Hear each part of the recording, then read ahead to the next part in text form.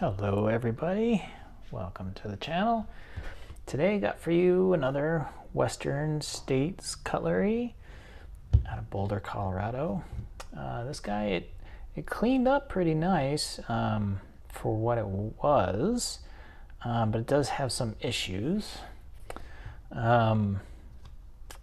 Just kind of go through this knife. The first thing is on this main blade. Actually, I should describe this. It's a camper, which is kind of neat.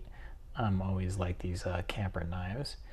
But as you can see, the main blade has some issues. Look like some damage and some chopping, and the tip is broken off. But it's kind of hard to read, but it says Western on top and then Boulder, Colorado, made in USA on that side. And then on the other side, it's got 901 stainless camper. I don't know how old this knife is. Hard for me to tell. I kind of think that it's from the 50s. But I also saw something look pretty similar that it was claimed to be in the 80s, so it might be 80s. It's also kind of interesting. It's missing the S. Most of the ones I've seen have this S-901 on them, but this one has that missing. So it's kind of hard for me to date this thing. But it works pretty well. It's got a nice pull and good snap on that main blade with this long nail pull. I like that a lot. And then it's got this can opener with also a little bit of damage on it, but it's still kind of nice, all stainless steel and everything. Works with a nice pull and everything. And then you got your bottle opener on this side with the big old fatty screwdriver. All of them with these long nail pulls, which is pretty cool. And nice pull and nice snaps.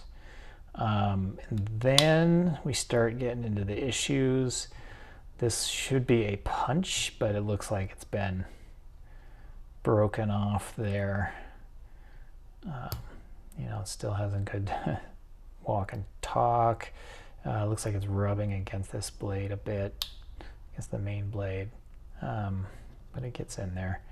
So yeah, that's kind of a bummer, but it does its thing. And then a couple of the other issues. One is pretty sure it had a bail on here, and that looks to have been taken off, and then the pins that were holding down the bail have been hammered down so flat, and so the bolsters look like they've been kind of pounded flat a bit on both sides. Maybe they pounded this down to match this side, whoever did this. So yeah, so it's got, a couple of issues, a couple modifications there, but other than that, it's actually kind of it's nice looking. It's got this, I believe these are Delrin, but they look nice, and the handles aren't real broken up or anything.